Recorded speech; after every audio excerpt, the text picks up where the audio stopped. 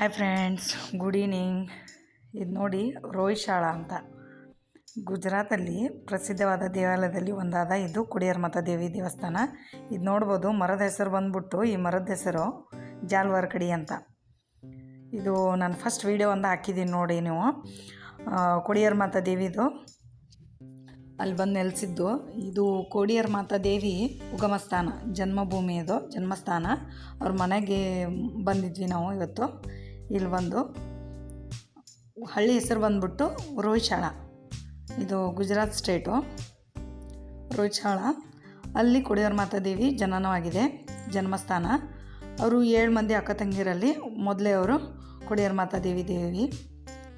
ಇದು 1200 ವರ್ಷ ಇತಿಹಾಸ ಇದೆ ಇಲ್ಲಿ ಕೊಡಿಯರ್ಮಾತಾ ದೇವಿ. ಇದು ಅದು ಮರ ಹೇಳಿದ್ನಲ್ಲ ನಾನು, ಈ ಮರದ ಅಡಿಗೆ ನೋಡ್ಬೋದು ಇಲ್ಲಿ ನೀವು. ಮೊಸಳೆ ಆಕಾರ ನೋಡಿ, ಮೊಸಳೆನೇ ತಾನೇ ಉದ್ಭವ ಆಗಿದೆ ಇಲ್ಲಿ ನೋಡ್ಬೋದು ನೀವು. ಮರದ ಅಡಿಗೆ ಮೊಸಳೆ. ಇದು ಕೊಡಿಯರ್ಮಾತಾ ದೇವಿದು ವರಪ್ರದಾನದಿಂದ ಇಲ್ಲಿ ಮೊಸಳೆ ಆಕಾರ ಆಗಿದೆ.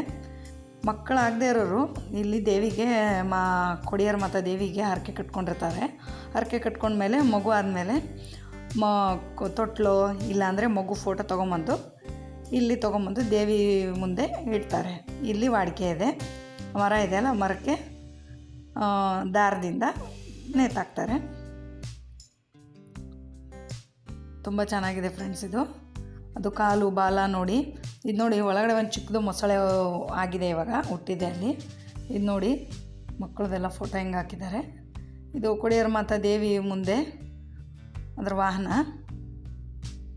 ನಾನು ಗರ್ಭಗುಡಿದು ಸ್ವಲ್ಪ ವಿಡಿಯೋ ಮಾಡಿದ್ದೀನಿ ಇಲ್ಲಿ ನೋಡ್ಬೋದು ನೀವೆಲ್ಲ. ಗುಜರಾತಿ ಲಿಪಿ ಇದು ಅಕ್ಷರ. ಮೊದಲನೇ ಅವರೇ ಕೊಡಿಯರ್ಮಾತಾ ದೇವಿ. 7 ಜನ ಅಕ್ಕ ತಂಗಿಯರು. ಕರ್ನಾಟಕದಲ್ಲೇ ನೋಡೋಕ್ಕೆ ದೇವಸ್ಥಾನ ಬೇರೆ ಇರುತ್ತೆ, ಗುಜರಾತಿಲೇ ಬೇರೆ ಇರುತ್ತೆ.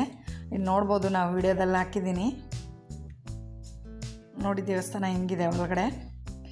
ಚಳಿ ಜಾಸ್ತಿ ಇರೋದರಿಂದ ನೋಡ್ಬೋದು ನೀವು, ಅಲ್ಲಿ ದೇವಿಗೂ ಶಾಲು ಹೊದಿಸಿದ್ದಾರೆ. ಫಸ್ಟ್ ವಿಡಿಯೋ ಹಾಕಿದ್ನಲ್ಲ, ಅಲ್ಲಿ ಬಂದು ಅವರು ನೆಲೆಸಿದ್ದು. ಇದು ಬಂದ್ಬಿಟ್ಟು ಅವರು ಜನ್ಮಸ್ಥಾನ. ಇದು ನೋಡಿ ಅವ್ರ ಮನೆ. ಇದು ತುಂಬ ಚೆನ್ನಾಗಿದೆ ಫ್ರೆಂಡ್ಸ್. ಇಲ್ಲಿ ನೋಡಿ, ತೊಟ್ಲೆಲ್ಲ ಹಾಕಿದ್ದಾರೆ ತೊಗೊಂಬಂದು ಮಗು ಆದಮೇಲೆ. ಇದೇ ಥರ ಒಳ್ಳೆ ವೀಡಿಯೋಗೋಸ್ಕರ ಇವರ ಅಧಿಕಾರಿ ಯೂಟ್ಯೂಬ್ ಚಾನಲ್ನ ಸಬ್ಸ್ಕ್ರೈಬ್ ಮಾಡಿ, ಶೇರ್ ಮಾಡಿ, ಲೈಕ್ ಮಾಡಿ, ಕಮೆಂಟ್ ಮಾಡಿ. ಪ್ಲೀಸ್ ನನಗೆ ಸಪೋರ್ಟ್ ಮಾಡಿ. ನಾವು ಹಾಗೇನೆ ಒಂದು ಸ್ವಲ್ಪ ಪಿಕ್ ತೊಗೊಂಡಿದ್ದೆ ಇಲ್ಲಿ ನನ್ನ ಮಗಳದು, ಅದನ್ನು ಹಾಕಿದ್ದೀನಿ. Please support me. ಜೈ ಶ್ರೀರಾಮ್.